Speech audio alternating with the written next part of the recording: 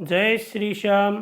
आप सभी का मेरे YouTube चैनल गुरुजी विनोद शास्त्री पर हार्दिक अभिनंदन है। प्रेमी भक्तों, आज मैं आपको सर्वपितृ अमावस्या के दिन अपने पितरों के लिए क्या विशेष करना चाहिए, आपको उसकी विधि बताऊंगा, जिससे आपके पितृदेव प्रसन्न होंगे और आपको आशीर्वाद देंगे। सनातन परंपरा में सर्वपितृ अमावस्या तिथि का विशेष महत्व है। शास्त्रों के अनुसार आश्विन माह कृष्ण पक्ष की अमावस्या तिथि भूले बिसरे पितरों के श्राद्ध के लिए अत्यंत अनुकूल मानी गई है। पितरों के पिंडदान के लिए अमावस्या तिथि को श्रेष्ठ माना जाता है। इस तिथि का महत्व कई गुना तब और बढ़ जाता है जब यह पितृपक्ष में पड़ती है। ऐसे में इस दिन पितरों के निमित्त विशेष रूप से श्राद्ध तर्पण आदि करके उन्हें प्रसन्न किया जाता है। यदि आपको भी अपने पितरों के देवलोक गमन यानी मृत्यु की तिथि याद नहीं है, तिथि दिनांक नहीं, तारीख नहीं होती, तिथि होती है, यदि आपको याद नहीं तो उनकी शांति के लिए पितृ विसर्जन वाले दिन यानी कि सर्वपितृ अमावस्या तिथि को आप उनका श्राद्ध कर सकते हैं। वैसे भी इस तिथि पर सभी लोगों को अपने भूले बिसरे पितरों की आत्मा की शांति के लिए श्राद्ध अवश्य करना चाहिए। ब्रह्म पुराण के अनुसार पितृ अमावस्या में पवित्र होकर यत्नपूर्वक श्राद्ध करने से मनुष्य की समस्त अभिलाषाएं पूरी होती हैं और वह अनंत काल तक स्वर्ग में सुख प्राप्त करता है। सर्वपितृ अमावस्या तिथि पर क्या करें, अब जान लीजिए।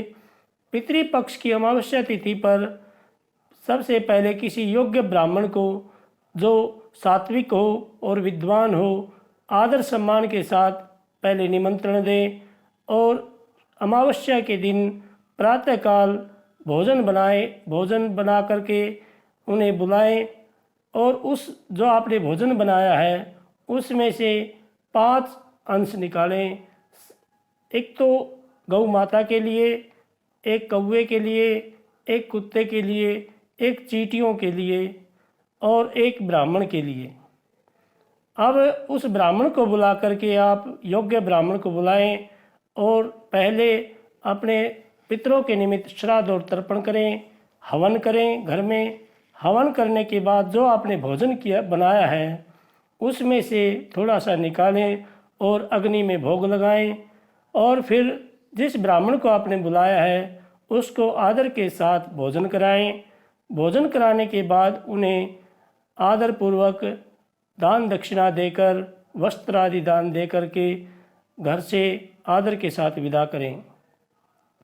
और जिससे ऐसा करने से आपके पितृ प्रसन्न होते हैं और श्राद्धकर्ता को पुण्य फल प्राप्त प्रदान करते हैं। जो लोग किसी कारणवश पितृपक्ष के 15 दिनों तक श्राद्ध तर्पण आदि नहीं करते, वह अमावस्या को ही अपने पितरों के लिए श्राद्ध करते हैं।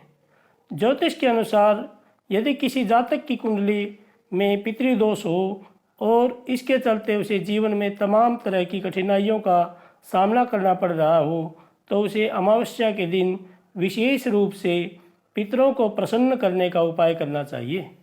अमावस्या तिथि के दिन दीपदान का भी अत्यंत महत्व है। इस दिन किसी पवित्र नदी तीर्थ के किनारे दीपक जलाने से अत्यधिक पुण्य की प्राप्ति होती है। सर्वपितृ अमावस्या को पितरों की विदाई का दिन माना गया है। मान्यता है कि इस दिन जो व्यक्ति श्रद्धा और विश्वास के साथ अपने पितरों की विधि विधान से विदाई करता है, उससे प्रसन्न होकर पितृ उसकी झोली खुशियों से भर देते हैं और पितरों के आशीर्वाद से उसके जीवन में सभी प्रकार की सुख संपदा बनी रहती है।